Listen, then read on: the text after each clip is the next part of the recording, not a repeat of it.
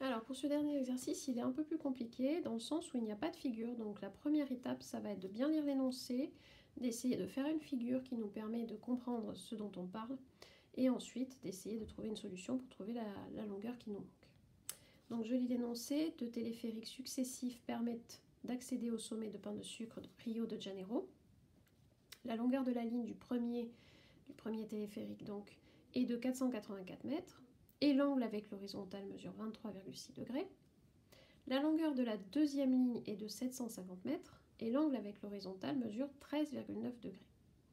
Et l'idée, c'est de savoir de quelle hauteur s'élève-t-on, c'est-à-dire quelle est la hauteur finalement du pain de sucre à Rio de Janeiro. Indication: commencez par faire un schéma pour représenter la situation. Alors même si cette indication n'avait pas été donnée, systématiquement, quand vous avez un énoncé de géométrie, essayez de faire une figure à main levée qui permet de traduire la situation. On travaille toujours beaucoup mieux quand on a une petite figure. Visuellement, c'est plus simple qu'un énoncé comme ça, c'est quasiment impossible. Donc en fait, pour résumer la situation, essayez de faire ce schéma par vous-même, et puis vous réactiverez la vidéo après pour comparer, pour voir si ça convient bien. Si ça convient bien, encore une fois, stoppez la vidéo et essayez de résoudre l'exercice jusqu'au bout pour voir si vous avez la même chose que moi. Et comme c'est un exercice, enfin le pain de sucre ça existe, hein, Rio de Janeiro, c'est pas une invention. Donc ayez la curiosité d'aller voir sur internet combien mesure le pain de sucre à Rio de Janeiro. Vous allez voir que la réponse que vous trouvez, par les calculs, par la géométrie, ça sera relativement proche de la valeur que vous allez trouver sur internet. Alors, voilà, coupez la vidéo si vous avez besoin de faire votre schéma. Moi, en ce qui me concerne, voilà ce que ça donne ici. J'ai représenté donc le pain de sucre ici, voilà, cette espèce de rocher comme ceci. Ensuite, j'avais comme information le fait qu'il y avait deux téléphériques qui permettaient de monter jusqu'au sommet. Donc il y a une première partie ici avec un premier téléphérique, voilà, qui s'arrête ici, et puis à nouveau ici un démarrage pour un deuxième téléphérique pour arriver jusqu'au sommet du pain de sucre.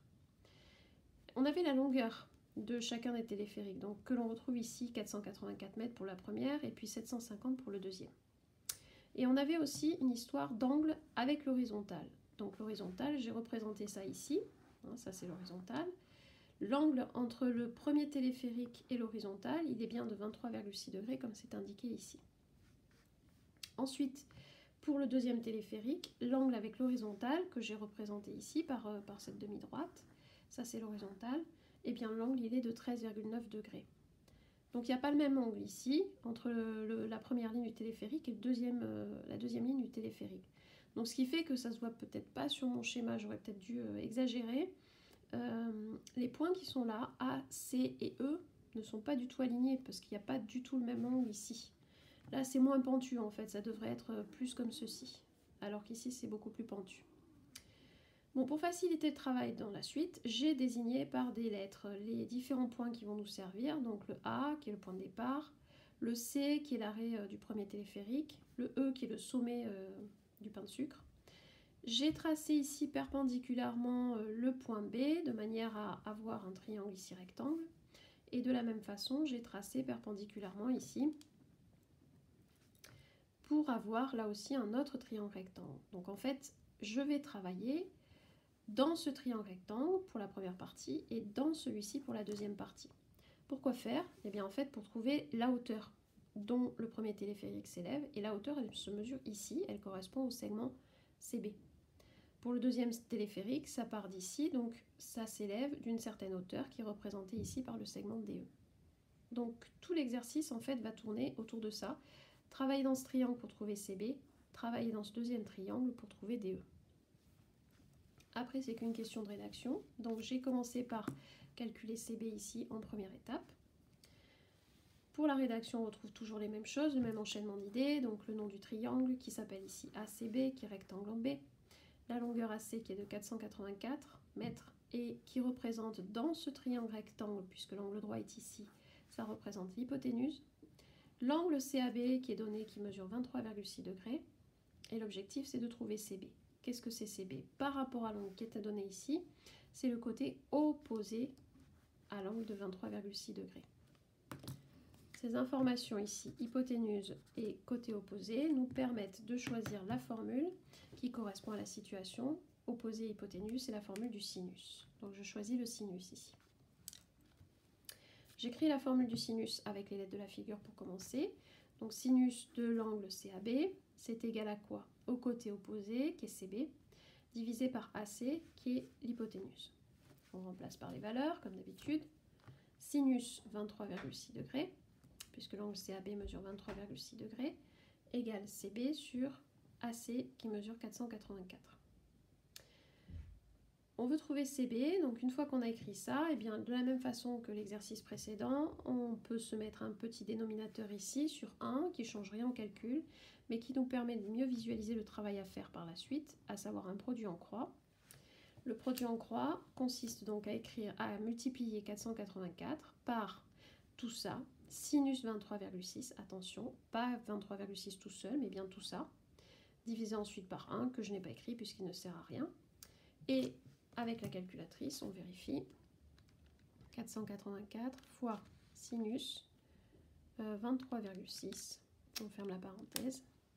Voilà, ça m'affiche donc 193,76, 89, etc. Donc si on arrondit, qu'est-ce que j'ai fait ici? J'ai arrondi à l'unité. Donc ça fait environ 194 mètres. Pourquoi 194? Parce que ici le chiffre des unités c'est 3, suivi du chiffre des dixièmes qui est un 7. Donc c'est plus proche de 194 que de 193. Donc la valeur arrondie à l'unité cette fois c'est 194 mètres. Si vous avez arrondi au dixième, c'est pas grave, au centième non plus, puisque la consigne ne précise rien, c'est à vous de voir. Une fois qu'on a CB, on va travailler exactement de la même façon, mais cette fois pour calculer DE. Pour calculer DE, ça va se passer donc dans le deuxième triangle CDE, qui est rectangle en D.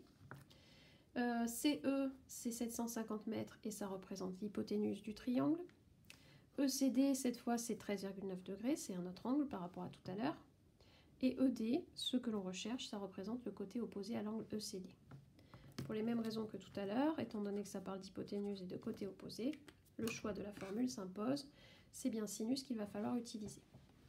Sinus de l'angle CD, côté opposé, c'est-à-dire ici ED, divisé par hypoténuse, c'est-à-dire ici EC.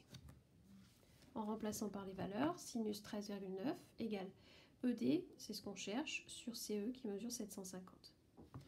Comme tout à l'heure, on met un petit dénominateur ici qui nous permet de travailler avec le produit en croix.